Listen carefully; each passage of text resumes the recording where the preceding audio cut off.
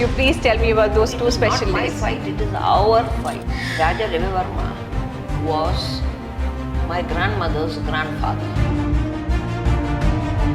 She was a very strong woman. Birth mother, earth mother and the divine mother.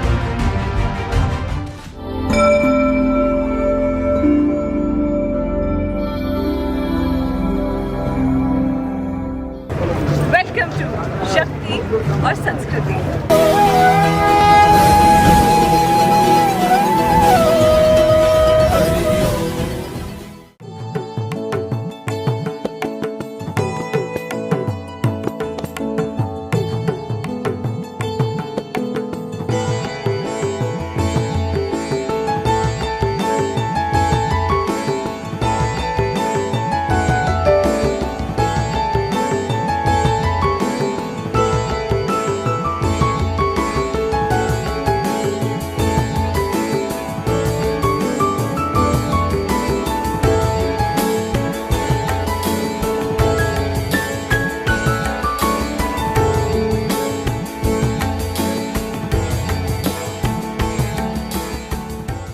Namaskar everyone. I'm so excited today. We have come to a place and a state where Shakti is practiced not just today in the name of women empowerment, but for centuries. In our country, where people were fighting for patriarchy, sati, and a lot more atrocities on women, there's a state which had a matrilineal lineage, which means we have the women taking the royal lineage and taking decisions. We are here in the state of God, in the state of love, in the state of kindness. Today, the state is known for its education. From the 16th century onwards, till date, there's something very special about this place.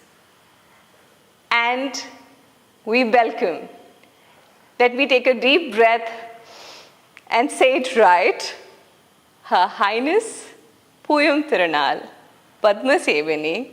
Gowri Parvathi Bayi. Did I say it right, ma'am? Almost. Ma'am, welcome to Shakti Aur Samskruthi. Thank you. Shakti, you know, is about women empowerment. The first question that I ask you, which is very important as a woman for me to know. We derive power from devotion and prayers, and then we go to fight the war on a daily basis. But we have you who has fought a war for her devotion. Where do you get the Shakti from? The Shakti comes from Ma Shakti herself. It's part of the Malayali woman's heritage. It doesn't matter which division or which community she belongs to. But I think all our women have been empowered from birth. They have always been celebrated. They have been involved in decision making. And I think the women were never hidden behind a curtain or in a zanana. It's the same with the Hindus, Christians, Muslims. We even had Parsis. Yes. We had Buddhists, we had Jains, everybody. They all came, they sat in the drawing rooms, not in the kitchens. That is so wonderful. So I want to know who has been, you are an inspiration to so many people for your fight that you have put up, for all that you do on a daily basis. I understand the devotion and the strength comes from God, but has there been a woman who has inspired you in your life? Well, I would say my grandmother. She was a very strong woman. Okay. And she had to fight a lot of battles at a very young age. Okay. You know, she was married at the age of 13. Okay. My uncle who became the Maharaja subsequently, was born when she was 15 and a half. When she was a child herself, when she should have been running around playing, there she was a mother. She had to fight for the safety and security of her child. Yeah. It was not an easy time. The British were not particularly favorably inclined to a strong woman. Yeah. And she had to get past the local resident and go directly to the Viceroy. Okay. And I think she lived through very turbulent times, and that probably inspired us a little bit because we had it easy comparatively. Oh. Because we were born into a family that was comfortably settled here. Okay. I mean, we never starved. Okay. We did not stay awake worried about attacks on our children. None of these things happened. So I think we were born in a comfortable and secure period. Okay. The battles we have had to fight, it is not specifically my battle, but our battle. Yes. It is a battle of a number of people. Yes. Belonging to the state, people with devotion, people with faith. Yes. They were all part of it. And this is maybe thought which many would carry. And I would want you to choose between words that I would say. Being a queen, being a princess, is a throne of comfort or conviction? I would say a bit of both. A bit of both? Yeah. It happened. I mean, we didn't ask for it, we didn't apply for it, we didn't go for an interview for it, we were just born into the family. Yeah. So it happened. I would ask you that, everybody perceives a queen to be clothed in these luxurious garments and jewelry. And whenever we talk about Kerala and when we see marriages in Kerala, even if we Google, if I say it nowadays, marriages in Kerala, I see this gold flowing from the neck till the bottom. I have seen other princesses who would glorify. But there is certain greatness in the simplicity that you carry. Has it always been like this? Or it is by a choice that you choose to be extremely, extremely simple? No, we are just normal people, ordinary people. And we were brought up as ordinary people. Disciplined life. You got up, you made your own bed. You folded your clothes. And nothing was mine. In a joint family, the special thing about it is nothing was mine, everything was ours. Okay. So my grandmother and mother, they had saris, which we all wore. It was sort of hand-me-down. Yeah. And then my sister and I, one sari was cut and made into two skirts with little tucks. So as we grew in height, the tucks were let out. And sometimes, the color was not quite right because where the tuck was there, the fabric was brighter. Yeah. But I wore the same pavade from the age of 5 till I went to college because it was a sari width. Yeah. So we were very, very normal, ordinary people. The clothes we wear were all cotton because this is a warm and humid climate, so you needed to change your clothes. Yeah. But now I'm lazy about the ironing and starching. So it becomes a little harder when you travel to take cottons with you. Because cottons have to be starched, they have to be ironed, they have to be properly looked after.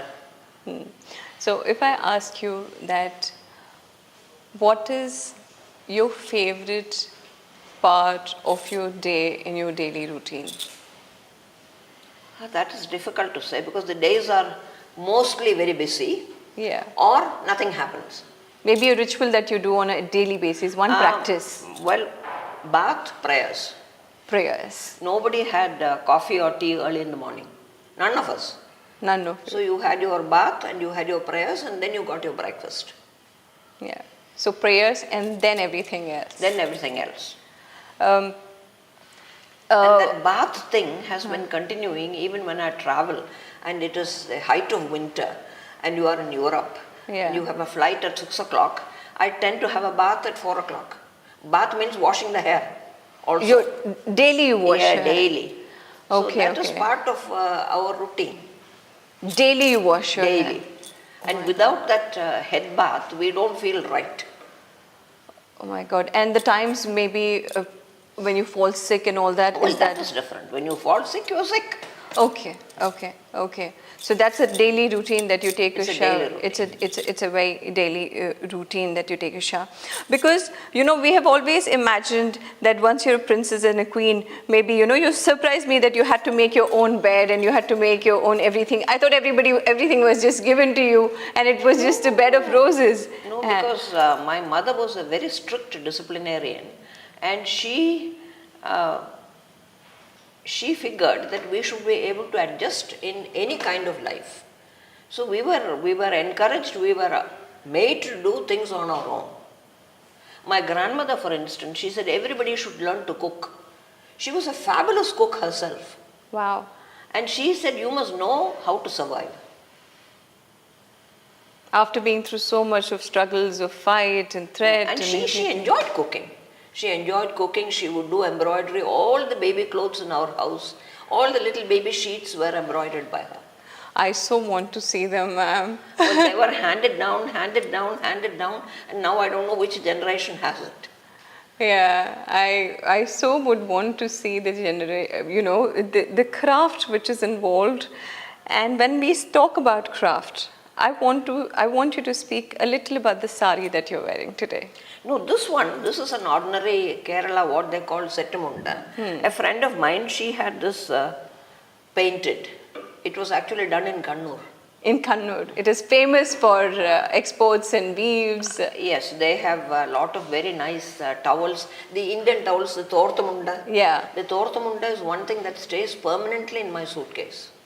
Wherever I travel, the Tortamunda goes with me. Because nothing for drying the hair like the torta. Do you gift them when you travel? Definitely, especially now they become more fancy with paint work and embroidery and all that. They're very popular gifts. Yeah. So all over the world, the Kerala Tortamunda has gone.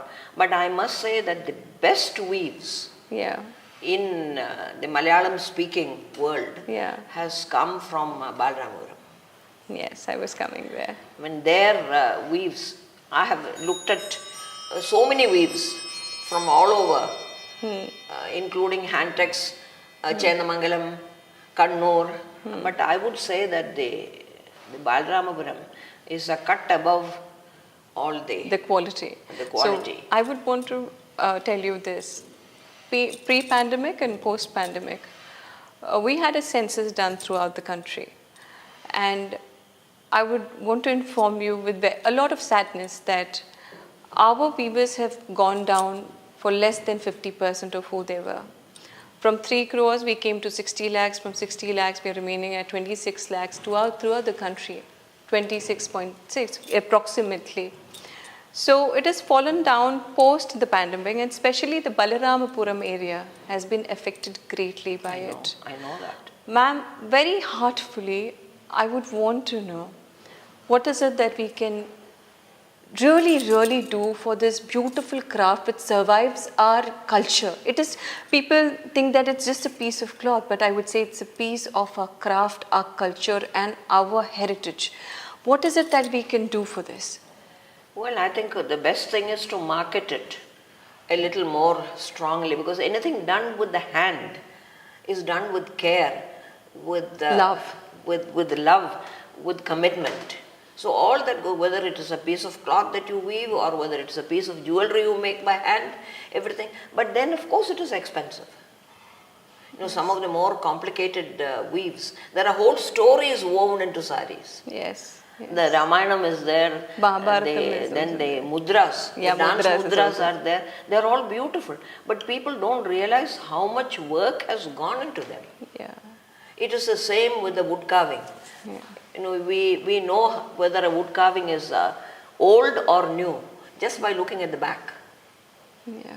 The old carvers, they paid the same attention to the back of the carving as they did to the front. Now it is just straight. Yeah. So we are sitting at a very important place today. And when I look at this picture. I think I'm one of the lucky ones in India to look at the original paintings. Could you please, for our audience, for every woman, every girl out there, describe the picture for us? Well, Raja Ravi Varma was my grandmother's grandfather, maternal grandfather. Maternal grandfather. And he painted his daughter Mahaprabha, who was not my grandmother's mother but her aunt, holding Raja Ravi Varma's grandson. So it's a family picture. And as a quirk, he put a dog in it. Now in those days, during his time, in the 1800s, nobody in an Orthodox household had a dog inside the house. But he, just for the fun of it, and it is not even an Indian breed. It is a Scottish dog. It looks like a German shepherd. It's a Scottish border collie that he has put into it. So I think artists have their own right. Would you call imaginary to use their imagination and wander where they have never been physically. Would you call him the Picasso of India? No, because some of the Picasso paintings, the more modern, his blue period for instance was I find it very nice. But some of the more modern paintings, maybe I'm a dinosaur myself, so I cannot relate to the modern art where one eye is there and one eye is here. So I would not call him the Picasso. I meant in terms of the fame, because there are many painters, there are many artists, so many people who are there in our country from the historians, but the person who stands out is Raja Ravi Varma Garu till date. He is the best that we have. He's the most famous throughout the world. No, he is famous for having put a face to the goddesses, gods and goddesses. Because people have that print of Lakshmi and Saraswati in their puja room, they don't even know who painted it. And he also did something very special for textiles. He put all his models into saris. Except the Kerala models, all the others, he painted them in saris. So he made the 6-yard sari a sort of norm for the whole of India. Wow, this is such a wonderful information. And not many people will know that the paintings that you have in your temples and the pattern of saris or the 6 yards has been made a normalcy and culture and craft by Raja Ravi Varma himself. I understand there's craftsmanship and all of that. But a lot of people today are leaving the craft and are leaving the craft throughout the country I'm talking about. And they're going into different professions, maybe because we are not surviving the art at all. And, there is no monetary gain as such. So you think the period of princesses and queens which have been there, which is there, played a major part in keeping the craft alive? Well, patronage is important, but you have so many people who are rich beyond imagination now. But I think that we have to market the craft as something which has been, let's say, a painting. Now a painting goes for millions in an auction. Yes, it does.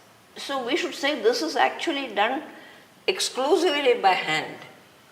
And many of them are done by women. So I think we have to market it that way. And the number of hours that go into the weaving of a piece. We were in Varanasi. And the little lanes where the weavers live.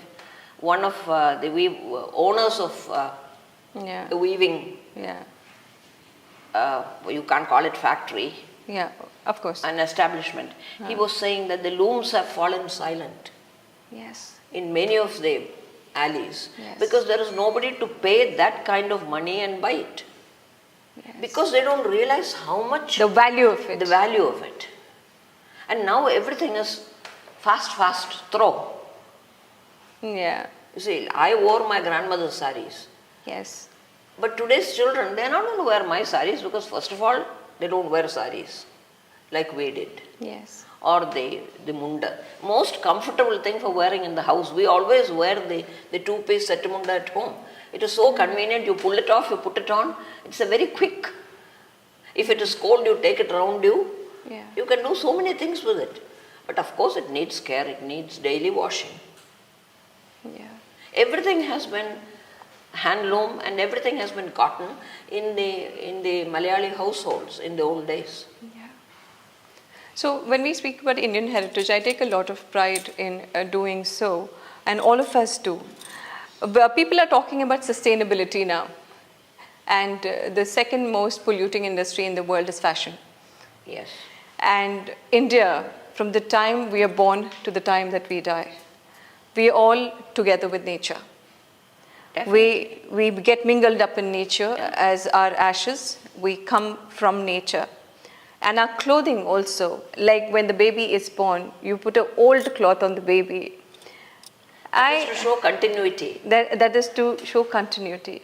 And the world now is talking about sustainability, fashionabilities. You think there needs a time where the world has to look at South Asia and especially India, because we were known as Sone ki Chidiya, and we were known as Sone ki Chidiya because our textiles was thriving throughout the world, and it was sustainable fashion. From the queens, from London to Europe, and everybody wanted the cloth from here. Everybody wanted the print from here. But the looters outside or within India have always attacked textiles. You think it's time that we really pay back the attention, and if you have to fight the climate, it is our textiles that we have to hold on to in the craft people? Everything, ultimately you go back to your roots. Yes. Because we are nobody, and today and tomorrow and day after have no meaning without a yesterday and day before yesterday. So you have to look to your roots, what you came from, if you want to successfully forge ahead. Yeah. Now, it is most unsuitable in a summer like the one we had to wear thick denim jeans. Yes. Even if you put windows in them, even if you have the little torn jeans with holes in them. Yeah. But that thick denim cloth is not suitable for our climate. The dhoti. Yeah. The dhoti is so much more sensible because you get air, your legs get air. Yeah. But we have been blindly following the fashions from the West, thinking that you are being very smart, very with it. Yeah. Nothing like cotton. So, Cotton or silk. The synthetics, I don't think are good for the skin. I can never wear synthetics next to the skin. yes. Even the petticoat, Yeah. the sari skirt or a blouse, I can never wear a polycot. It feels uncomfortable. My skin has to breathe. So even in the height of winter, my tops are all cotton. Very rarely silk. Do you have any of the stories that you remember of wearing a sari, which is a vintage one, or given by your grandmother, or some garment which is very close to your heart, or what you wore in your marriage, or what really? So I would want to know a story a little bit from No, there. those were not old. For the weddings, Okay. the saris were new. Yeah, and they were made by the weavers in. No, they were just bought. Okay. Okay. We went to Bombay Okay. and we bought the saris. Okay. Okay. So, no special woven saris and all that. Okay. But do you have any memories of any garments that you keep? Yeah, I wore my grandmother's sari to a Okay. wedding Okay. in Travancore. Okay. And what happened was, where the border is there, it is Yeah. not attached, it is woven. Yeah. That tore Okay. because it was very old. Okay. So when I got up, I heard the sound of the thing tearing and I had to sort of reverse my way out of the wedding, Okay.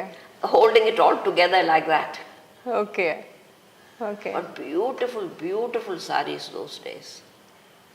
Even the figures on it, the dancers, Yeah, okay. the Krishna, all so beautiful. That some of it, we cut the pallus Yes. and the borders and Yes. attach them onto other saris. Yes. Ma'am, have you observed in our country, no matter where we have big temples, there are weavers societies around. It could be Kanjipuram, It could Right. be the Shiva temple in Madhya Pradesh, Mahakal, they say. So we have Maheshwari saris from there.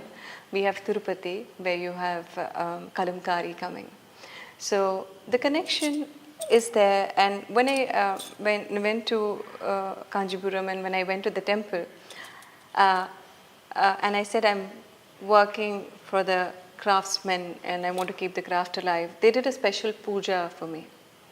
So there is this special connection between temples and craft people. How do you think it came in Because focus? the temples were the center of the village or the community. So everything sort of evolved and revolved around the temples.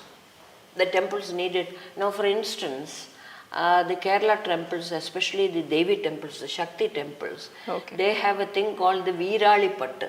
Virali Pattu. Now the Virali Pattu is today you cannot get it. You cannot ask a weaver to make a Virali Pattu because they say it or it is not worthwhile. The same way my mother, grandmother, all of them for the puja, they used to wear what they call the Vadanaru Pattu. That is the banana pith. Okay. The banana pith pattu. Okay. They used to wear that for their prayers. Wow. It was nothing to look at because it was a sort of brownish, the natural color with an orange, thin orange border, but they wore it for the puja. Today to get a Vadanar Pattu is very difficult. You can still get it, but it is mixed with a lot of other things. It's not the pure gold or It's silver. not it is not the pure. Then the saris where gold and silver borders were there, when the sari got torn, you melted the thing. Yes. And you made little silver vessels for the puja room or for the children. Yeah. So they were all made with pure ingredients. Pure intentions also. And the intentions were pure and there was reuse. Yes. So that is not available today. Yeah. Embroidery was all hand embroidery. The Parsi embroidery. The Parsi embroidery. The Parsi embroidery. Now my mother's wedding sari was a sort of off-white with the hand embroidered border. Okay. It was very simple because all it had was the border and the pallu. It was not all gold or any of those things. But it was done by the Parsis. It was done by the Parsis. The embroidery was done by the Parsis. Wow. So it is all inclusive. Fabrics are all inclusive, aren't they? I think we through our practices, through our culture, we get everybody together.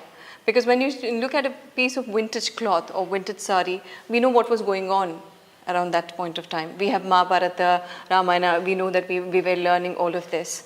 And there's something very special about Kerala, where 2 days in a year, the airport stops. It doesn't happen in the world. No, it is a wonderful thing that with all the changes that have taken place, Yes. that the government of India has still honored that promise Thank you. made to Padmanabhaswamy, not to us.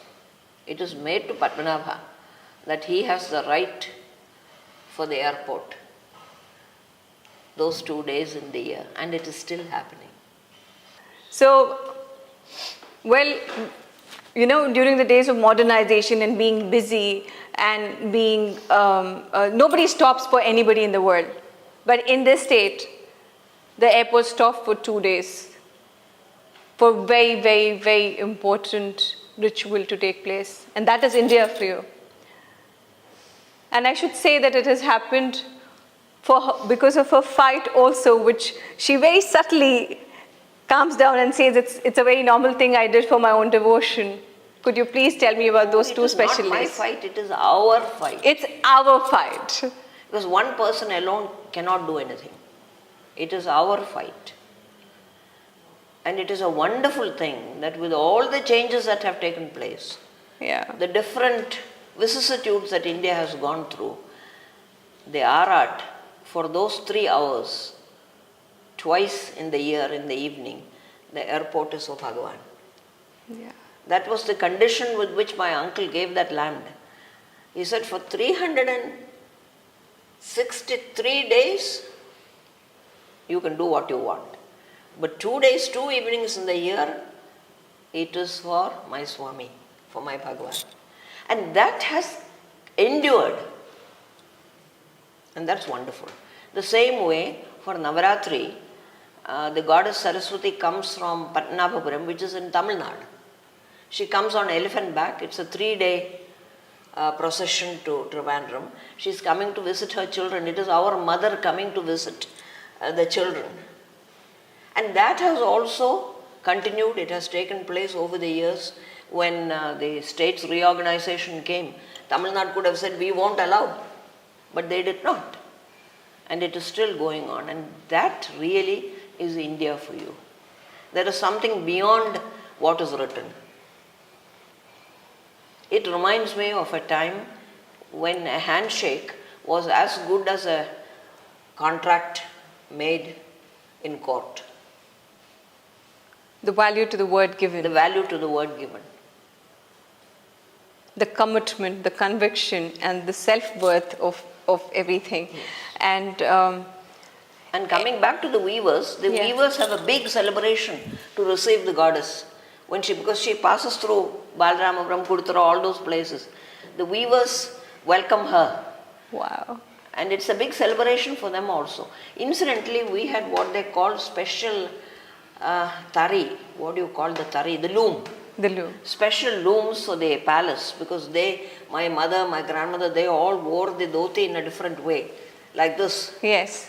Which extended from the arm to the feet. We like see this. Yeah.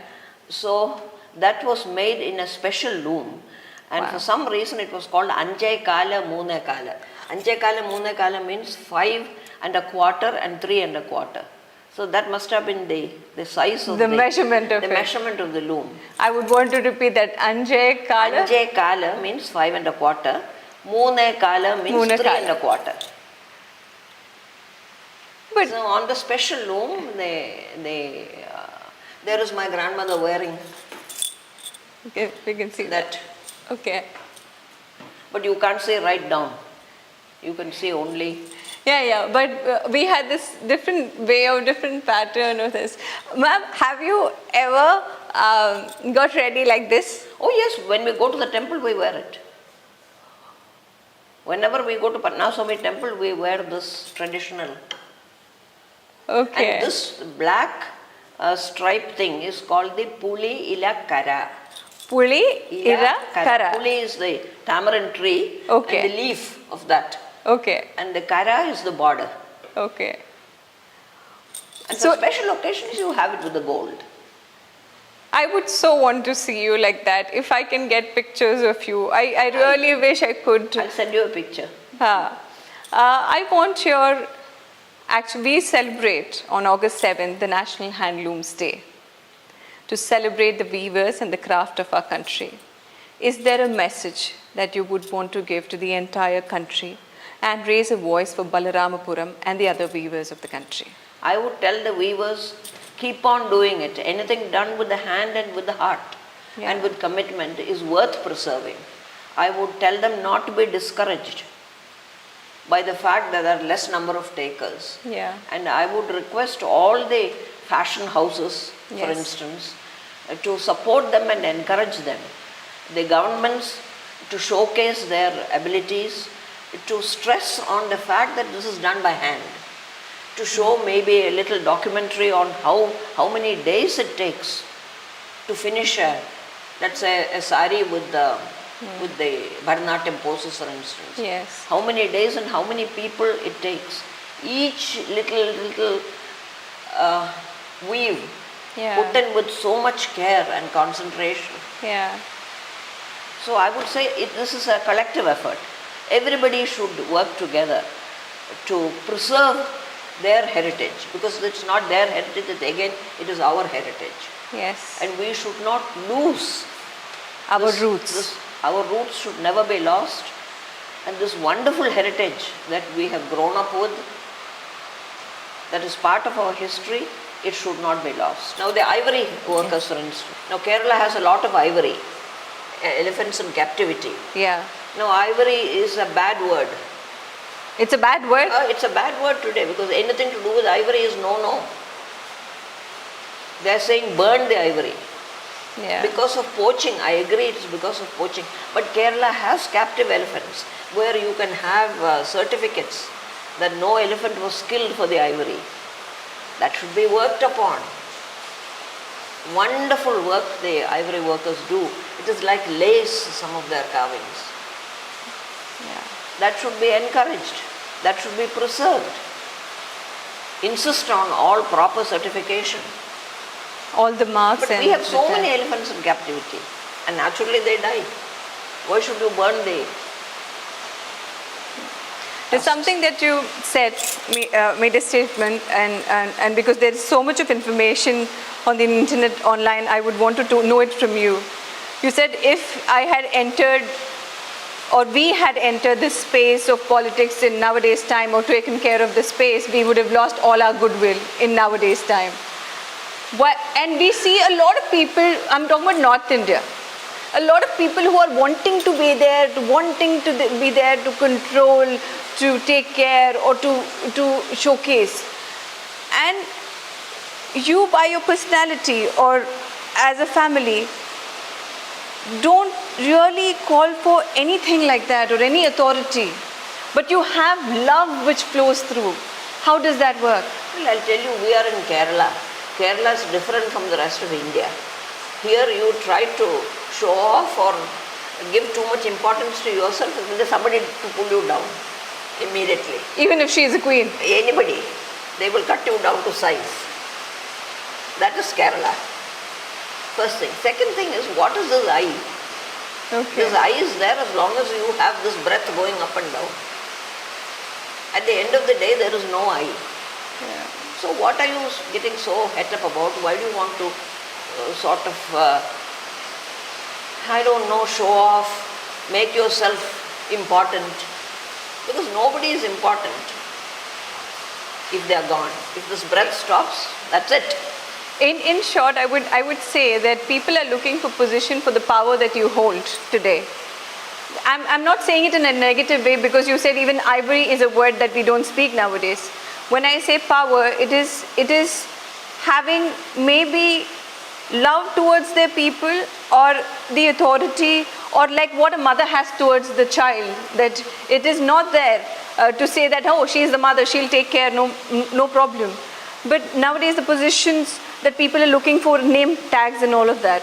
But it is what you already have without a name tag which is politicized. And think the true love stays more than the authoritative position. No, we are not bothered about authority and position. Actually, we are very happy living quietly the way we are. It is not easy always to live in Kerala because you have no privacy. You have no privacy in Kerala. Everybody has comments about the way you do things or you don't do things. So it's not very easy at times, but this is where I was born. This is where my roots are. This is where I've lived all my life, and this is where I want to die. This is my land, my native land. And it is an emotion when you come, when the plane comes and banks over Trivandrum and takes a curve, Yeah. and you are sitting on the left-hand side of the plane, you see the Gopuram of the Padmanabhaswamy Temple. Yes. You see all the green coconut trees. Yes. And you know you have come home. And that feeling is something you can never explain.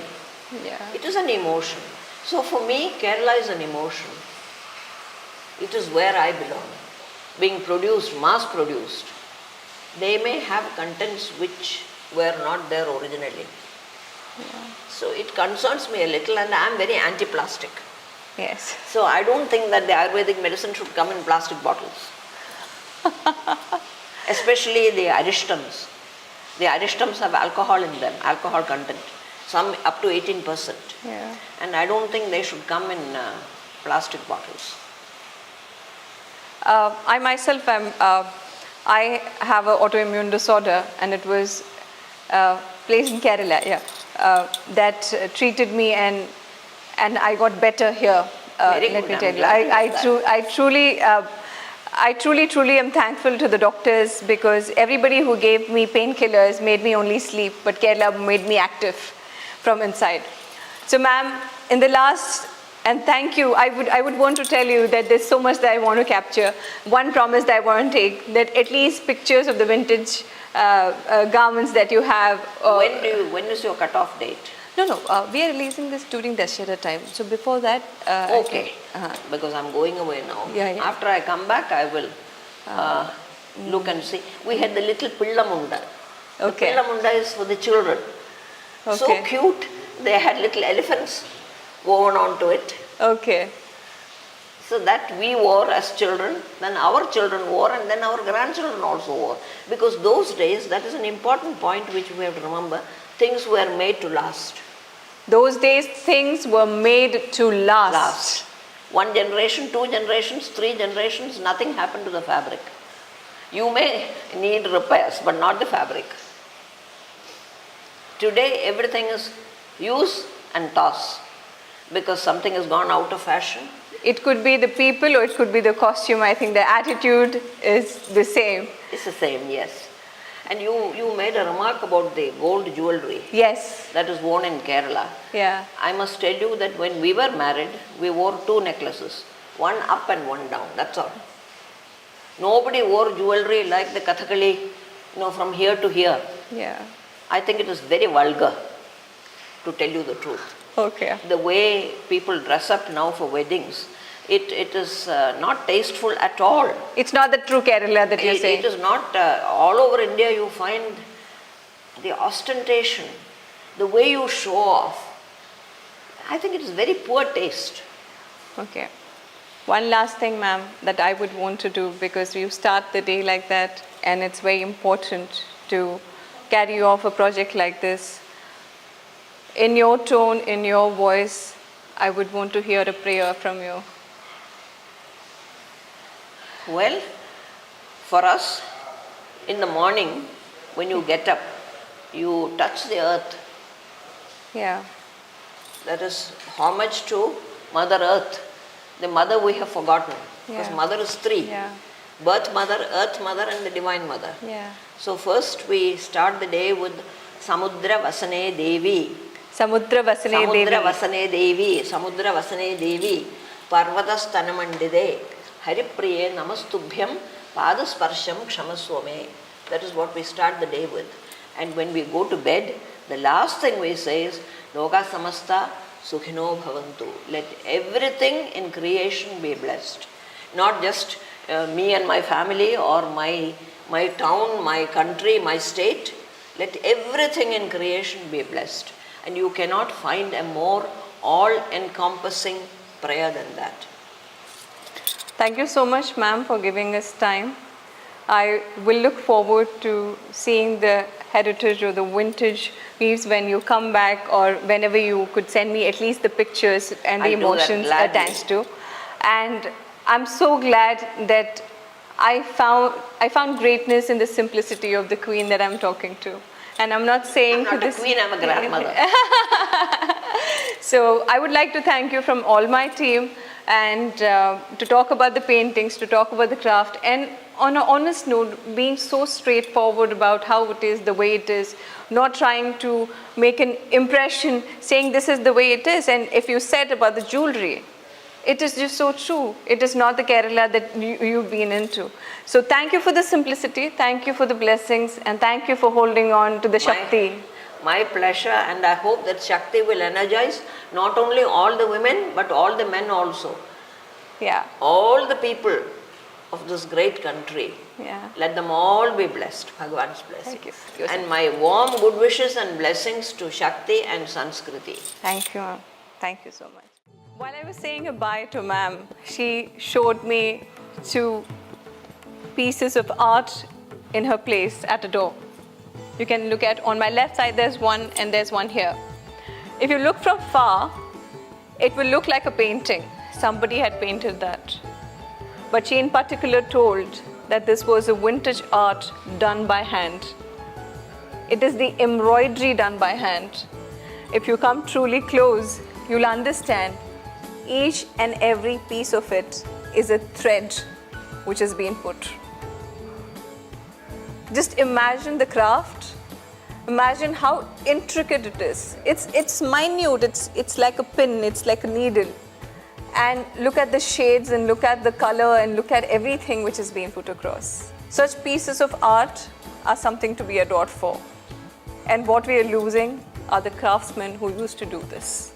It could be the paintings of Raja Ravi Varma. It could be the culture. It could be the world stopping for 2 days in Kerala. I would tell you that ma'am said one thing which was very, very important. Things earlier were made to last and passed on to generation. And now it is only about fast fashion and fast everything. Things which have to be lasted are made with love, are made with detail, are made with the right intention and right love. I should say I'm very, very lucky to have interviewed Her Highness Pooyam Thirunal Padmanabhaswamy Gowri Parvathi Bayi. Thank you so much and see you again in Shakti Aur Samskruthi. Namaskar. May Bhagavan bless you Thank with success in all your endeavors to help people, to help the world smile better. Thank you so much, ma'am. We'll do my best. Thank you.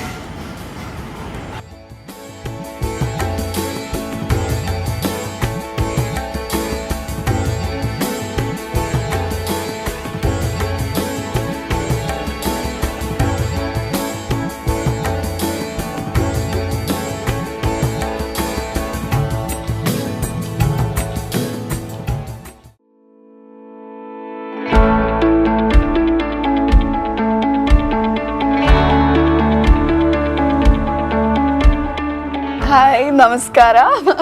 I am Shobha Vishwanath. I'm a social entrepreneur, celebrity designer and a child activist from Kerala. And past 15 years I've been working with the Kerala weavers, artisans and tribals all across Kerala. So this is my journey and this is our weavers village store. I would say a community of weavers. A lot of young designers are there who are we are trying to revive the craft, weaves, especially the pitlooms of Kerala. The kasavu sari, especially the speciality of this is a sette munda. So this is our traditional wear, not the sari. So this is, when you talk about traditional handloom, it's a two-piece kasavu munda and veshti. So this is what brides wear during their special day, wedding.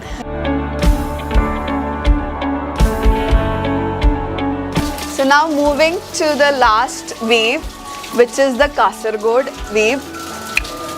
These are the beautiful saris colored saris from Kasargod. Look at the beauty. And it's all jacquard weaves and with colors, which you will not believe that these saris are from Kerala, hand woven in Kerala, which is looks like similar to saris from Karnataka or Tamil Nadu, but this is our Kasargod sari.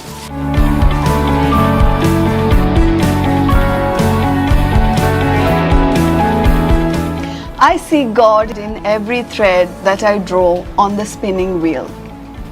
It's a very important message which Poonam Kaur is trying to spread across. All the very best to Shakti and Samskruthi. Thank you.